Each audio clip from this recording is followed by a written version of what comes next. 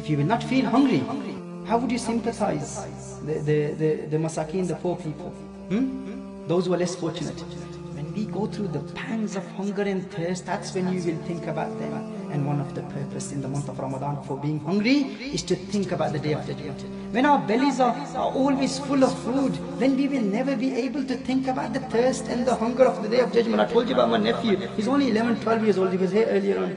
And he went to school and I told him, he said such a long rosa, and I told him, think about the hunger and thirst of Qiyamah. That is the maqsad of Ramadan. Ramadan reminds you of the hunger and thirst of Qiyamah. Because for 50,000 years of this world, that will be one day on the Day of Judgment, because the sun will be so close to you and you will be drowning in your own sweat. You will be so thirsty, so hungry. How do you remember that? Ramadan trains you and reminds you of the hunger and thirst of the Day of Judgment. Little nephew, he told his friend who was about to break his roza, he said the purpose is to think about, let's think about that. And the other kid, he didn't break his roza. And it's also to think about the poor people, to think about the less fortunate people, to constantly remember them. Ihsas of masakin, ihsas of the poor people, feeling the pain of the poor people, and then doing something about it. What do you do about it? Give sadaqah in the path of Allah Jalla wa Ala. Give sadaqah in the path of Allah Jalla wa Ala. That is what you do for them.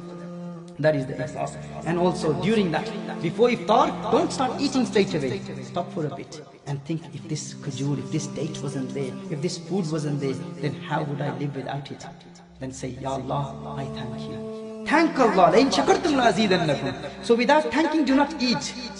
That's how I train our children here in the madrasa and all our students. Allah wa aka tera shukr. Allah wa aka tera shukr. Before they eat, Allah aka tera shukr. Allah aka tera shukr. We thank you, Allah. We thank you, Ya Rasulullah. And just think about the poor people before you eat. Now I've got many waqiyat and many narrations here. We don't have time to go through all of them. So just remember that before eating, before drinking, when we do iftar, we will think about the poor people, and then we will do something about it. Sayyidina Bishr Hafi radiyallahu ta'ala was a beautiful waqiyah. I've just remembered again now. Once a person saw him in winter. Sayyidina Bishr Hafi radiyallahu ta'ala. A person saw him, and he wasn't wearing any clothes, and he was lying down, shivering, trembling, and he was only wearing a very thin kind of tehmat, and he was shivering, trembling in the winter. And the person said, is this the time to wear these kind of clothes, O Bishr Hafi? Is this the time? It's winter and you've got clothes, why aren't you wearing them? He said, this is my way of showing solidarity to the poor people in the world. This is my way of feeling the pain. I do not have enough money to give to them, but at least I can feel the pain. That was the mentality. So this is what Ramadan does to us. We feel hungry, we feel the hunger of the poor people, and let us do something about it. Every day when we do iftar, just take some money out for the poor people.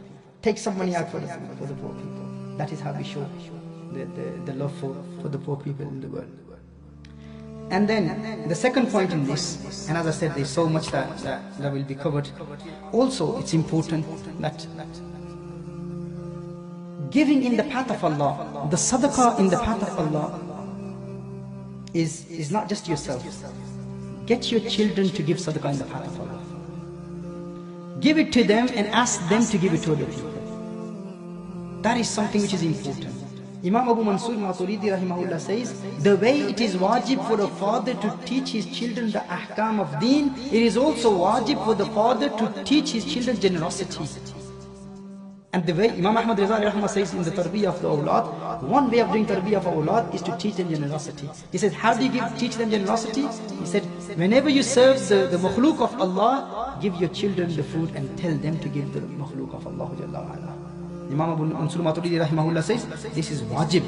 And here in our situation, we are living in a community when people don't even teach the children the ibadat, the ahkam of deen. Sayyidina Malik bin Dinar radiyallahu ta'ala anhu, he narrates the waqiyah of the alim of Bani Israel. There was a scholar of Bani Israel. He was delivering a talk. He was delivering a lecture publicly in front of people on a stage, on a high elevated place. And his son came out and he looked at a girl. And he did a ishara, he hinted at a girl. And the father, who was a scholar, he was an alim of Bani Israel, he said to his son, oh son, be patient, do sabr. The moment he said that, he fell to the ground and his bones broke. The bones of his body broke. All his sons, they died in a war. This was an azab from Allah Jalla wa Ala. Allah Jalla wa Ala sent a wahi to the Prophet of that time, and he said, tell this person that he's being punished. So is that the most you can do, to express your anger to your son for my sake? Is that the most you can do? That you only said that to him, oh son, do sabr, oh son, be patient? Because he only hinted at a girl, and the father was a scholar doing a talk in front of the people. He said, oh son, do sabr. And this asked for the wrath of Allah, and the azab was that all his children died in a jung, in a battle, and he fell to the ground and all the bones of his body broke. And then Allah sent a wahi to the Prophet that the reason why he was being punished, because why wasn't he angry? For my sake, he should have taught him a lesson, he should have told him. But he just said, do sabr. And nowadays, parents sit with their children and watch movies. They all look at women with their children. Son wants to do something which is impermissible, don't worry about it, son. No problems, don't worry about it. You can make tawbah when you grow old.